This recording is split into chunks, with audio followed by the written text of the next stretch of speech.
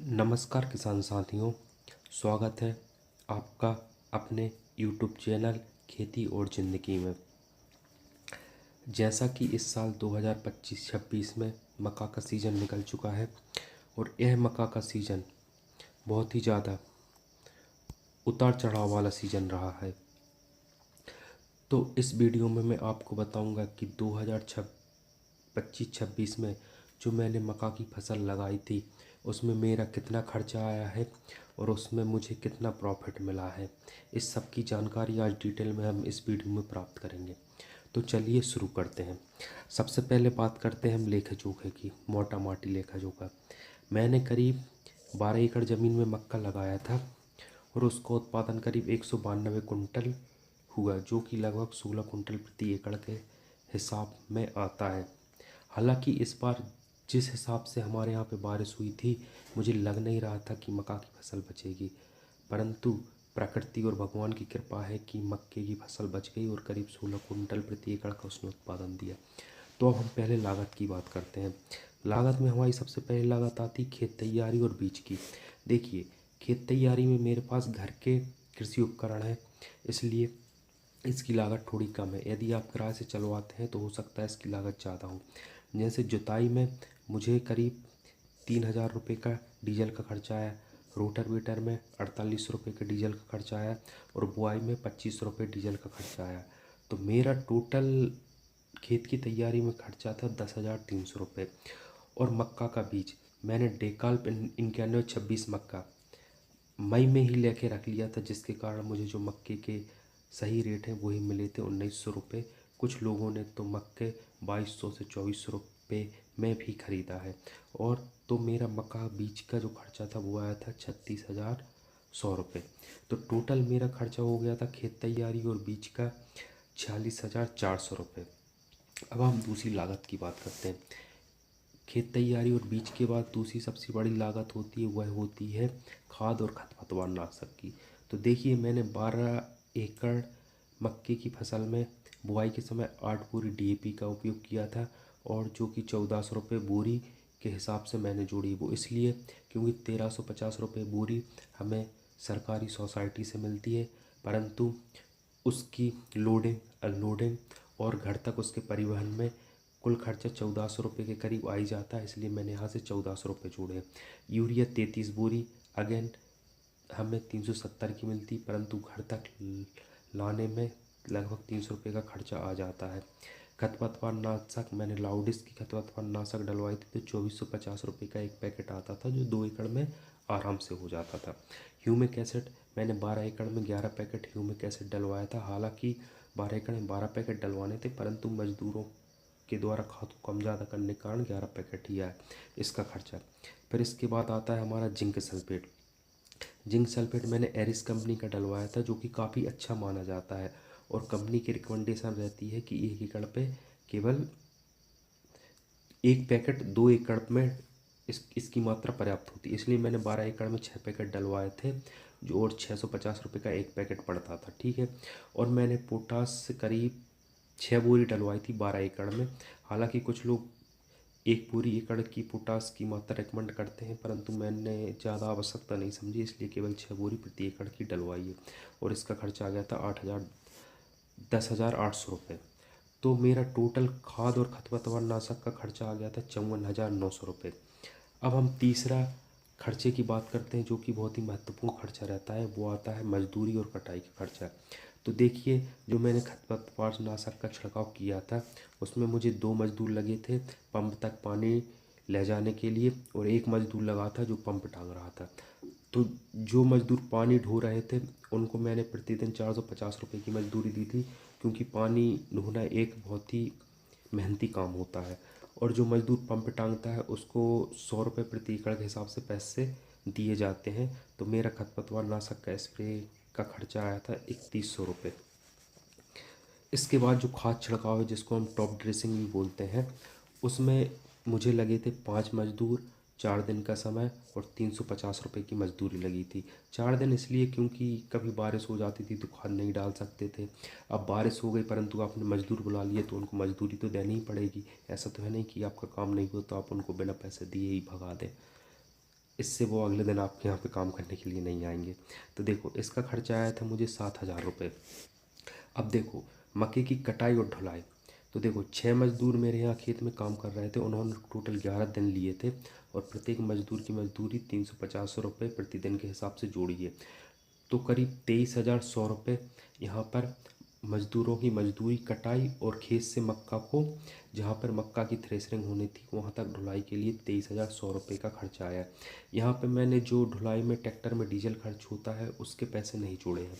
ठीक है, अब देखिए अब आते हैं थ्रेसरिंग के खर्चे पर। तो थ्रेसर करीब 10 घंटा चला था।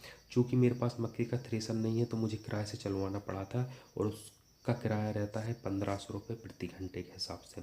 और मक्के के थ्रेसर में बहुत ज़्यादा मज़दूरों की आवश्यकता होती है। तो देखिए मैंने 12 मज़दूर बुलवाए थे और इन्होंने 10 घंटे काम किया था। हमारे यहाँ पे मक्के के थ्रेसर में जो मज़दूर काम करते हैं उनको 100 रुपये प्रति घंटे के हिसाब से मजदूरी दी जाती है। तो टोटल मेरा जो खर्चा आ गया था वो आ गया था करीब 27,000 रुपये। किसमें? थ्रेसरिंग में थ्रेसर का किराया और मजदूरी का खर्चा। ठीक है, अब हम बात करते हैं हमारा टोटल मजदूरी का खर्चा कितना आया था। टोटल मजदूरी खर्चा आया था 60,200 रुपये। ये हो गई मजदूरी और कटाई की लागत। अब हम बात करते हैं टोटल खर्चा कि हमारी खेत तैयारी में कितना खर्चा हुआ, खाद और खरपतवार नाशक में कितना खर्चा हुआ, मजदूरी और कटाई में कितना खर्चा हुआ। तो देखिए हमारा टोटल खर्चा आ गया था 1,61,500 रुपये। ठीक है, ये हमारा टोटल खर्चा था। परंतु एक चीज़ यहाँ पे याद रखें, मैंने इस खर्चे में क्या क्या चीज़ें नहीं जोड़ी। देखिए मैंने इस खर्चे में स्वयं की मेहनत नहीं जोड़ी है। जो मेरी मेहनत थी मैनेजमेंट करने की, दवाइयाँ लाने की, खाद की व्यवस्था करनी थी। इस बार आपको भी पता है मध्य प्रदेश में खाद लेने में कितनी समस्या का सामना करना पड़ा है। मैं सुबह 5 बजे गिरते पानी में लाइन में लगा था जब जाके कहीं यूरिया की व्यवस्था हो पाई थी। उसके अलावा जो आने जाने शहर आने जाने में जो पेट्रोल का खर्चा होता है उसके पैसे मैंने नहीं जोड़े। जो हमारी मशीन ट्रैक्टर और अन्य मशीनों में जो टूट फूट होती है उसका खर्चा नहीं जोड़ा। हमारे यहाँ पे ट्रैक्टर पे जो ड्राइवर काम करता है उसकी तनख्वाह भी मैंने इसमें नहीं जोड़ी है। वह जो भी काम करेगा उसकी तनख्वाह तो मिलती है परंतु उसका खर्चा मैंने इसमें नहीं जोड़ा। और सबसे बड़ी चीज़ मैंने ज़मीन की कीमत नहीं जोड़ी है। और एक और बड़ी चीज़ निवेश का रिस्क, जैसे कि मैंने 1,60,000 रुपये निवेश किए हैं। यह एक तरीके का रिस्क ही तो है कि यदि फसल सही से नहीं आई तो मुझे इसका कितना नुकसान हो जाएगा। जो भी बड़ी बड़ी कंपनियां होती हैं वो निवेश रिस्क को भी जोड़ती हैं। ठीक है, मैंने ये सब नहीं जोड़ा है। अब इसके बाद देखते हैं मेरा मक्का बिका कितने का। तो देखो सरकार ने 20% एथेनॉल की पॉलिसी प्रारंभ की है और सरकार यह वादा कर रही थी कि किसानों की आय से बढ़ेगी मक्का, किसानों को बहुत ज़्यादा फ़ायदा होगा। तो देखिए मैंने पहली ट्राली मक्का एक एथेनॉल कंपनी को ही भेजा था, महाकौशल एग्री को। ठीक है, तो उसमें मेरा मक्का गया था 1,490 रुपये के कुंटल की दर से, जो कि सबसे कम कीमत पे मेरा मक्का गया था। मैंने करीब 23.5 कुंटल मक्का बेचा था जो करीब हो गया था 35,164 रुपये का। एथेनॉल कंपनी में मेरा मक्का कम गया तो फिर मैंने लोकल मार्केट में मक्का बेचना चालू किया।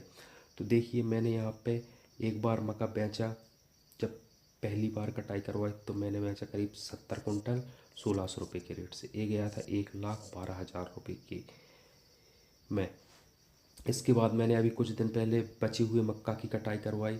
ठीक है, तो वो करीब हुआ था 98 कुंटल, ये करीब गया 1,500 रुपये के रेट से और इसकी कीमत आई 1,47,000 रुपये। तो मेरा टोटल मक्का गया 2,94,164 की मेरा टोटल मक्का हुआ। अब यहाँ पर एक चीज़ समझने वाली बात है कि जो जैसे कि ये लोकल मार्केट में आप मक्का बेचते हैं, इथेनॉल कंपनी में जो मक्का बेचते हैं वहाँ पे आपके कुछ पैसे कटते हैं, जैसे कि जिसमें हिमबालों की ढुलाई के पैसे आपके खाते से कटते हैं तो यहाँ पे 2-4 हज़ार रुपये कम हो जाएंगे। परंतु मैंने उसको अवॉइड किया है, उसको नहीं काटे हैं। तो हम टोटल अपनी आय मान लेते हैं 2,94,164 रुपये। ठीक है, यहाँ पे एक चीज़ और मैं बता दूं, मैंने यहाँ पे अपने नाम ब्लर इसलिए किए हैं क्योंकि यूट्यूब की गाइडलाइंस रहती हैं कि आप अपनी पर्सनल डिटेल यहाँ पे वीडियो में नहीं दिखा सकते हैं। तो अब देखिए हमारा टोटल आय व्यय कितना होगा। तो देखिए हम बिक्री में से लागत को घटा देंगे तो हमारी बिक्री हुई थी 2,94,2,94,164 ₹94,168 और हमारा खर्चा आया था 1,61,500 रुपये। तो हमें प्रॉफिट हुआ 1,32,664 रुपये का। आपको ये लगेगा कि यह तो बहुत ज़्यादा प्रॉफिट हो गया, परंतु आप यहाँ पे एक चीज़ देखिए, यह प्रॉफिट है 4 महीने का, 4 महीने प्लस 12 एकड़ ज़मीन का। यदि 4 महीने 12 एकड़ ज़मीन का ये प्रॉफिट है, यदि हम प्रति एकड़ के हिसाब से इसका प्रॉफिट निकालें तो हमें कितना मिलेगा? हमें मिलेगा 11,500 रुपये प्रति एकड़ का प्रॉफिट आया। और यदि हम इसे 4 से डिवाइड कर दें तो हमें करीब करीब 27 रुपये आया। मतलब 1 एकड़ से मुझे 1 महीने में केवल 27 रुपये की आय प्राप्त हुई है। अब देखिए, ठीक है, मेरे पास ज़मीन ज़्यादा है तो मुझे ये इतना नहीं चुभेगा, परंतु जिनके पास 1 या 2 या 3 ही एकड़ ज़मीन है, उनको 27 रुपये महीने की आय प्राप्त हो रही है। उनके लिए घर चलाना कितना मुश्किल होगा। इसके अलावा एक चीज़ और मैंने नहीं जोड़ी, उसको जोड़ेंगे तो आप तो सिर ही पकड़ लेंगे। देखिए, चूँकि हमें प्रॉफिट हुआ था 1,32,664 रुपये का, परंतु यदि मैं ज़मीन की कीमत जोड़ दूँ, हमारे यहाँ पे देखिए, हमारे यहाँ पे ज़मीन की कीमत करीब करीब है 40,000 रुपये प्रति एकड़ सालाना। मेरी जो ज़मीन है वो काफ़ी अच्छी है, वो करीब 50,000 प्रति एकड़ के हिसाब से जा सकती है, परंतु हम मिनिमम चुनते हैं 40,000 प्रति एकड़। एक साल में 3 फसलें लेते हैं। यदि एक फसल का लगाएं तो हम 13,000 रुपये प्रति एकड़ के हिसाब से एक फसल के लिए जाएगा। 12 एकड़ ज़मीन, ठीक है, 12 एकड़ ज़मीन कितनी की जाएगी? 1,60,000 रुपये की। मतलब यदि मैं 12 एकड़ ज़मीन एक फसल के लिए सिकमी पर देता हूँ या लीज पर देता हूँ तो मुझे उससे प्राप्त होंगे 1,60,000 रुपये। ठीक है, अब यहाँ पे देखिए, आपको जो प्रॉफिट होगा 1,32,664 रुपये, उसमें यदि आप ज़मीन की कीमत घटा देंगे तो आपको कितना प्रॉफिट होगा? -27,336 रुपये। मतलब यदि मैं ज़मीन की कीमत जोड़ता हूँ तो मुझे 27,300 रुपये का नुकसान होगा। यह है खेती की स्थिति। इसमें अभी मैंने कैपिटल रिस्क को नहीं जोड़ा। मतलब मैंने जो इन्वेस्टमेंट किया था उस पे जो रिस्क रहता है उसको मैंने नहीं जोड़ा था। यदि उसको जोड़ूंगा तो इससे और बुरी हालत होगी। हमारी सरकार ने घोषणा की थी कि मक्का के अच्छे रेट मिलेंगे, परंतु ऐसा कुछ नहीं हुआ है। इस साल मक्का की फसल में बहुत ज़्यादा नुकसान हुआ है। एक और सबसे बड़ी बात कि चलो इस बार मक्का की फसल आ गई, जिन किसानों की मक्का की फसल का नुकसान हुआ है उनको और कितना नुकसान हुआ होगा। तो आप बताइए, आपको मक्के की फसल लगाने पर कितना नुकसान हुआ, कितना प्रॉफिट हुआ? कमेंट सेक्शन में आप इसको ज़रूर शेयर कीजिएगा। चलिए, मुझे 1,32,000 का एक हिसाब से प्रॉफिट हुआ, क्योंकि ज़मीन मेरे ही नाम पर है तो मैं इसको ही प्रॉफिट मान लेता हूँ। आपको कितना प्रॉफिट हुआ आप यह ज़रूर कमेंट करके बताइए। आप क्या मक्का के अलावा कोई दूसरी फसल का विकल्प तलाश रहे हैं? यदि हाँ तो आप उसके बारे में भी ज़रूर बताइए। हमारी वीडियो को लाइक कीजिए। यदि आपको हमारा कंटेंट पसंद आया है तो हमारे चैनल को सब्सक्राइब कीजिए। आपका यह वीडियो देखने के लिए बहुत बहुत धन्यवाद।